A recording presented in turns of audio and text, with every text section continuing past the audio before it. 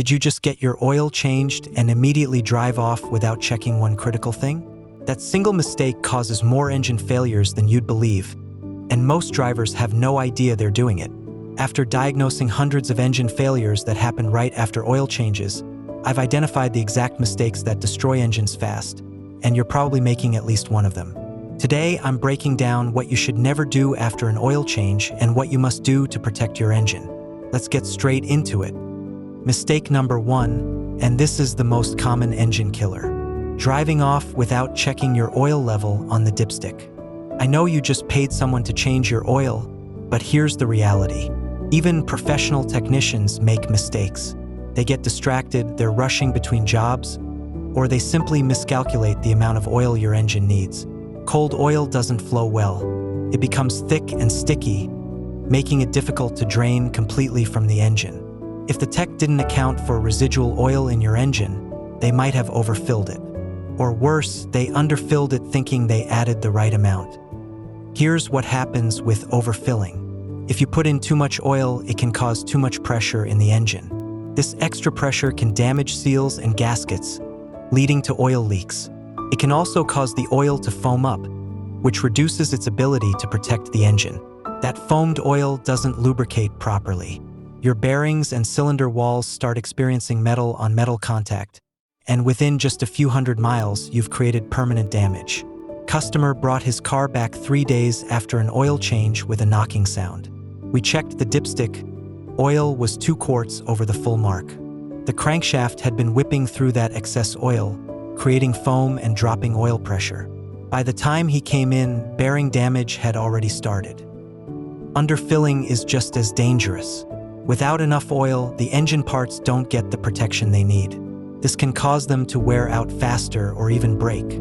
Your oil pump picks up from the bottom of the pan. If there's not enough oil, the pump ingests air, oil pressure drops, and critical components like your camshaft, valve train, and turbo bearings start running dry.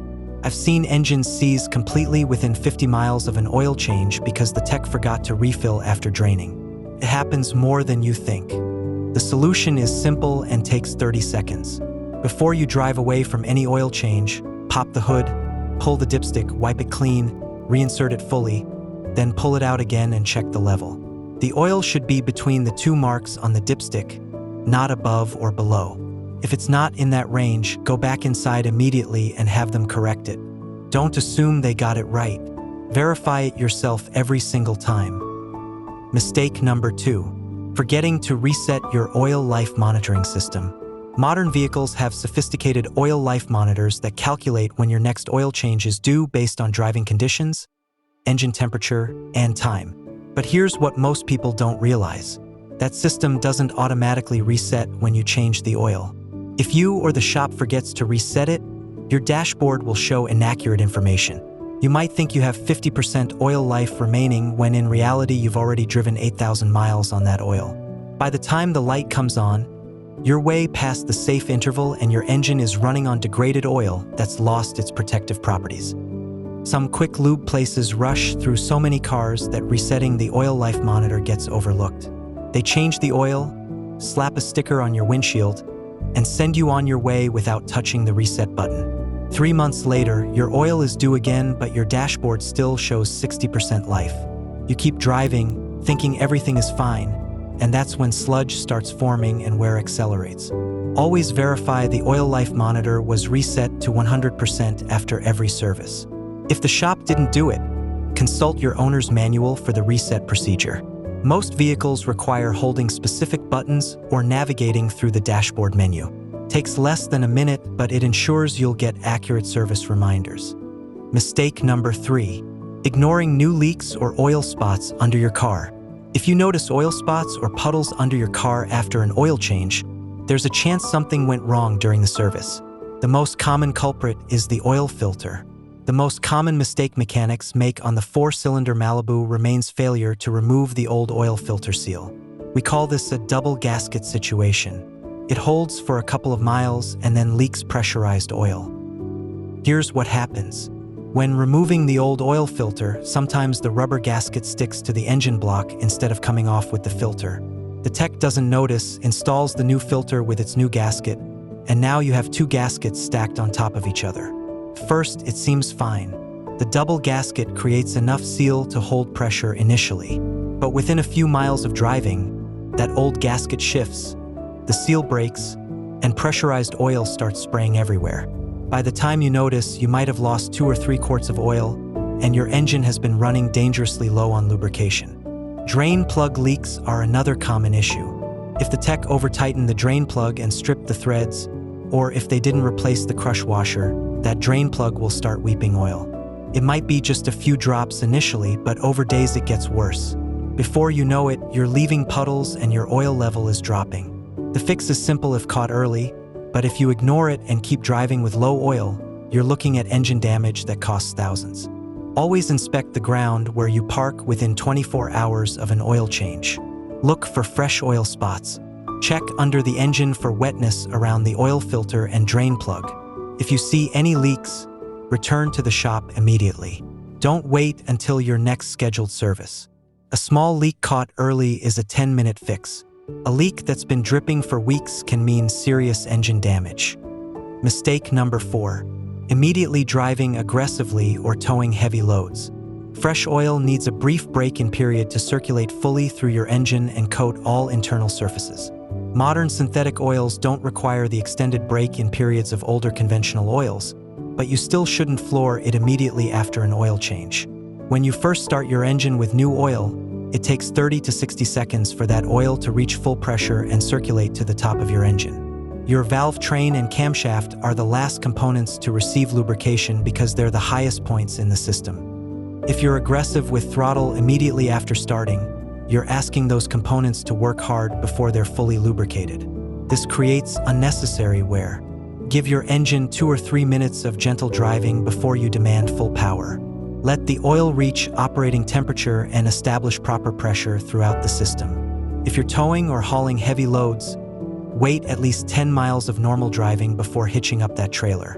Your new oil needs to stabilize at operating temperature, and the additives need to fully activate before you subject your engine to maximum stress. Mistake number 5. Not verifying the correct oil type was used. This is critical and most drivers never check. You assume the shop used the oil specified in your owner's manual, but mistakes happen. Maybe they grabbed the wrong jug off the shelf. Maybe they ran out of your specified oil and substituted something close thinking it wouldn't matter. Or maybe they're using cheap bulk oil that doesn't meet your engine's requirements to save money on their end.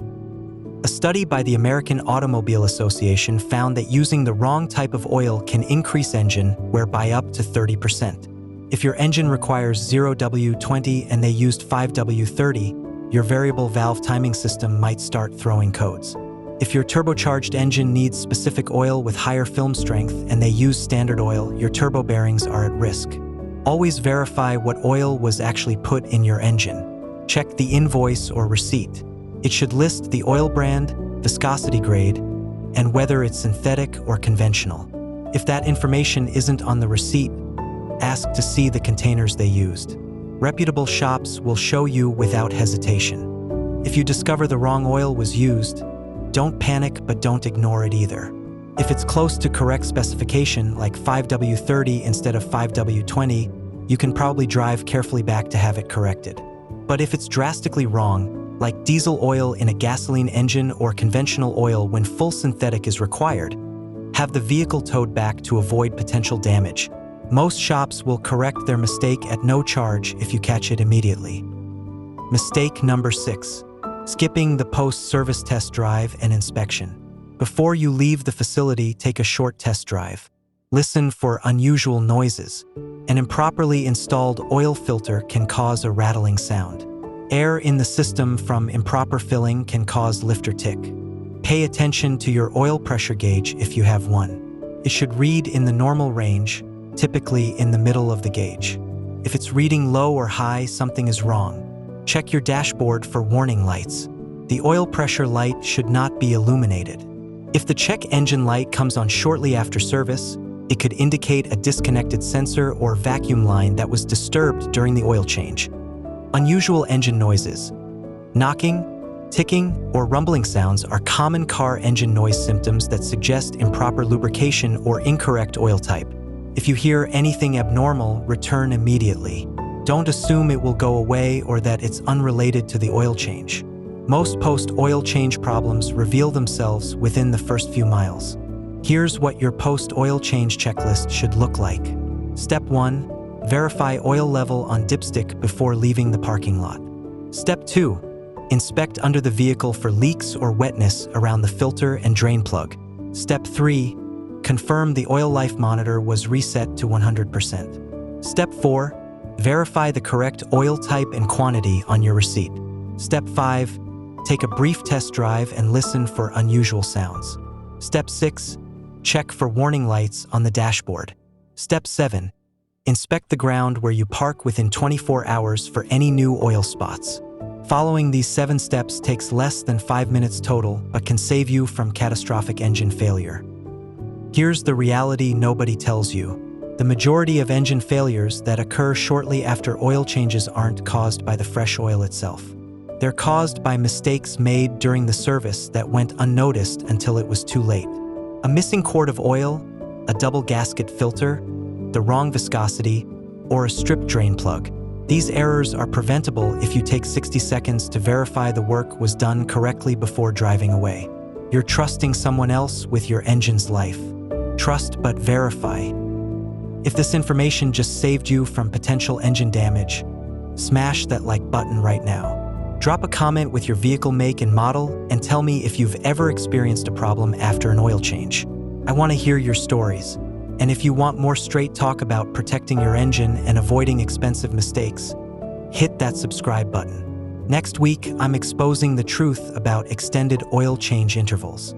Manufacturers say 10,000 miles is safe, but is it really protecting your engine or just reducing their warranty costs? You need to see the oil analysis data before your next service. Subscribe so you don't miss it. Remember, an oil change should protect your engine, not destroy it. These 6 mistakes are the difference between the two.